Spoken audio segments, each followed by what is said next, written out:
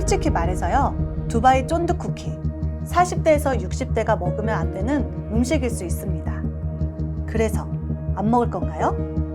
오늘은 먹지 말라가 아니라 먹고 난 후에 어떻게 관리하는지 알려드릴 거예요.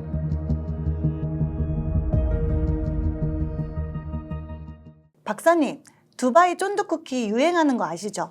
박사님은 그거 드셔보셨어요? 먹어봤어요. 근데 조그만데 되게 비싸더라고요. 맞아요. 저는 저희 애들이 이렇게 재료를 사가지고 했는데 너무 비싸가지고 요즘은 그냥 한두 개씩 사서 먹고 있거든요.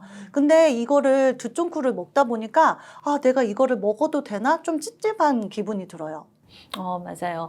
이거는 좀 맛있기는 맛있어요. 왜냐하면 이 초콜릿에다가 또는 피스타치오에다가 또 이제 카라 바삭바삭한 데다가 쫀득까지 해. 그래가지고 식감도 좋고 맛도 좋아가지고 사람들이 많이 먹는데 이걸 그냥 계속 먹으면 좀 문제가 생기죠. 네. 맞아요. 저도 이게 뭐 젊은 나이가 아니기 때문에 먹고 나면 뭔가 내 몸에 이게 괜찮나 이렇게 찜찜하거든요.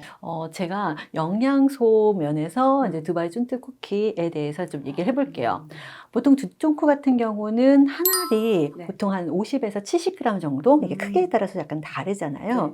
그런데 이 그 한 알이 열량으로 따지면 밥 한 공기, 약간 300kcal 정도가 되고요. 그다음에 당으로 따지면 보통 이제 한 도넛 한 정도, 이렇게 큰 거 하나, 그 정도의 12g 정도를 가지고 있습니다.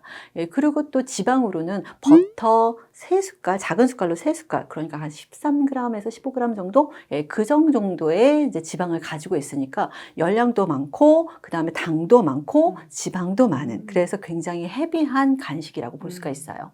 거의 이렇게 밥 한 공기면은 한 끼 정도 식사가 되는 양이네요. 그런데도 저는 못 끊고 이렇게 자꾸 생각이 나요. 그거는 우리가 당과 지방이 많잖아요. 그래서 쫙 이제 혈당이 오르면서 와 너무 행복해 이런 느낌을 하는 뇌의 보상작용 때문에 그래요. 그래서 근데 그것만 계속 거기에 취해 있으면 우리 몸의 대사가 이제 무너지게 되죠. 근데 제가 뭐 젊을 때는 괜찮을 것 같은데 이렇게 40대 이후의 사람들이 이렇게 계속 먹어도 되는 걸까요? 정답을 말하면 더 많이 드시면 안 되는 거죠. 왜냐하면 40대에서 60대라는 것은 20대보다는 훨씬 더 대사 능력이 떨어져요. 여러분도 많이 느끼실 거예요. 우리가 밥 먹고 나면 식후 컨디션들이 막 떨어지고 막 혈당도 오르고 그다음에 체중도 잘 이제 빠지지 않고 점점 늘어나고 배가 이렇게 나와요. 그다음에 혈액 검사하면 다 경계선에서 올라갔다 내려갔다 이러면서 점점 나빠지지 막 좋아지진 않거든요. 그런데 이렇게 당과 이제 지방이 너무 많은 것들을 먹으면 이게 모두 다 안 좋은 영향을 주기 때문에 좋지 않습니다. 그래서 이 나이에는 이런 두쫑쿠 쿠키 같은 것들을 먹지 마라가 아니라요. 먹고 나서 잘 관리하자가 키포인트입니다.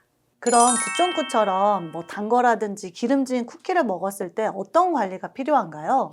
두쫑쿠를 먹으면요, 일단 혈당이 쫙 올라요. 급격하게 오르면서 그다음 대사가 완전히 롤러코스터처럼 이렇게 요동을 칩니다. 그래서 이거를 이렇게 빨리 오르지 않게 대사를 천천히 오르게 하는 그런 테크닉이 필요한 거죠. 그래서 혈당이 급 가속하는 것처럼 쭉 올라가는 것을 약간 브레이크 밟듯이 착한 해서 이게 안정적으로 하고요. 대사가 너무 크게 변하지 않게 조절해 주는 게 필요해요.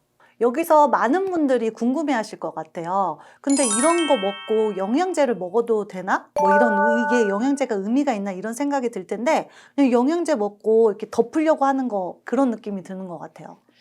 영양제는요, 이거를 뭐 치료하는 그런 것이 아니고요, 대사를 보조하는 수단입니다. 그러니까 아까 말씀드린 것처럼 우리가 혈당을 굉장히 빠르게 올린다고 했잖아요, 두종쿠가. 그거를 어느 정도 완전하게 완화시키는 것도 되고, 그러니까 브레이크를 받는 것처럼 그렇게 완화시키면서 대사 스트레스가 우리 몸에 크게 오지 않게 조절해주는 기능이에요. 그럼 구체적으로 어떤 영양제가 도움이 될까요? 지금 두 가지가 이제 필요하잖아요. 혈당 관리가 필요하고, 그 다음에 지방 관리가 필요한데, 혈당 관리에는 글루코그린을 추천드립니다. 그런 글루코그린은 어떤 도움이 되나요? 글리코그린에는 4가지 성분이 들어있습니다. 첫 번째는 흰뽕잎 성분이 있고요. 그다음 크론과 바나디움 그리고 알파 리포산이 있습니다. 흰뽕잎에는요, 원데옥신 노지리마이신이라는 성분이 있어서요, 탄수화물 분해 효소를 억제해서 당이 이렇게 분해되지 않으니까 우리가 훨씬 더 당을 낮춰줄 수가 있는 거죠. 두 번째는 크론과 바나디움인데요. 이거는 인슐린 민감성을 좋게 해서 혈중에 있는 당을 세포로 들어갈 수 있게 도와줍니다. 그리고 마지막에 있는 알파 리포산은요, 미토콘드리아를 이제 활성화시켜서 우리가 먹은 당과 지방을 에너지로 다 태울 수 있게 도와줍니다. 그럼 글루코그린만 먹으면 충분한가요? 글루코그램만으로 보통 이제 젊은 사람들 같은 네. 경우는 괜찮지만 우리가 40대, 60대가 지금 많이들 보시잖아요. 그런 분들한테는 혈당뿐만 아니라 이 혈당이 많아지면서 염증도 많아지고 혈관 건강도 나빠집니다. 그래서 글루코그린과 오메가3를 같이 먹었을 때 훨씬 더 많이 시너지가 날 수 있어요. 그럼 여기서 오메가3는 어떤 도움이 되는 거예요? 글루코그린이 혈당 스파이크를 잡아준다면 오메가3는 염증을 줄여주고요. 혈관 건강을 개선하는 데 도움을 줍니다. 그럼 이런 영양제들은 두 쫑크 먹은 날만 먹으면 괜찮은 건가요? 아니면 매일 먹어야 되는 건가요? 우리는 영한 사람들이 아니잖아요. 그쵸. 네, 그래서 이거를 그때만 먹다고 아. 이렇게 반짝 효과가 나는 게 아니기 때문에 일상 루틴으로 꾸준히 드시는 게 도움이 되죠.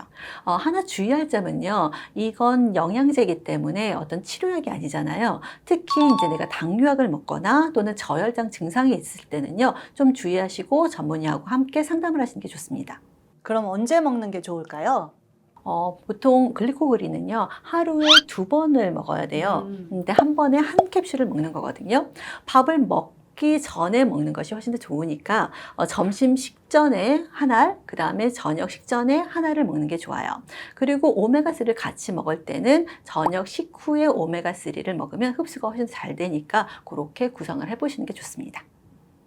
그리고 혈당과 지방을 잡으려면 식단에서는 식이섬유소를 많이 드셔야 됩니다. 그래서 내가 밥을 먹을 때 먼저 밥부터 또는 고기부터 먹는 게 아니라 먼저 채소를 먼저 먹으면요. 먼저 위에 식이섬유소가 가득하니까 음식을 먹어도 흡수율이 좀 적어지겠죠. 특히 당의 흡수율이 적어집니다. 그래서 그렇게 하시고 그 다음에 지금 말씀드린 글리코그린하고 오메가3를 먹어서 혈관도 깨끗하게 그 다음에 당도 잡아주면서 우리가 염증도 줄여줄 수 있는 그런 여러 가지 효과를 같이 보시면 좋으실 것 같아요. 근데 저는 궁금한 게 저 베르베린을 먹고 있거든요. 근데 이것도 혈당 잡는 데 되게 도움이 된다고 들었는데 두 쫑크에도 이 베르베린이 도움이 되나요? 두 가지 모두 혈당을 내려줄 수는 있는데요. 방향이 약간 다릅니다. 베르베린 같은 경우는요. 인슐린 민감성을 높여서 혈당을 낮추는데 포커스를 하고요. 그 다음에 간에서 새로운 당을 만드는 것을 억제시켜 줍니다.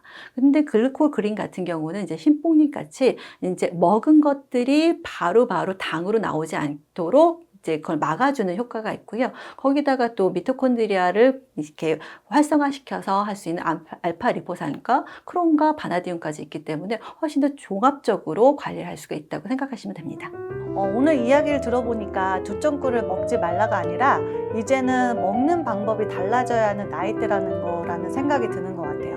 유리님들은 그 두 쫑크 참는 편인가요? 아니면 관리하면서 먹는 편인가요? 먹지 마라가 아니라 어떻게 관리하는가 훨씬 더 중요합니다. 도움이 되셨다면 구독과 좋아요를 눌러주세요.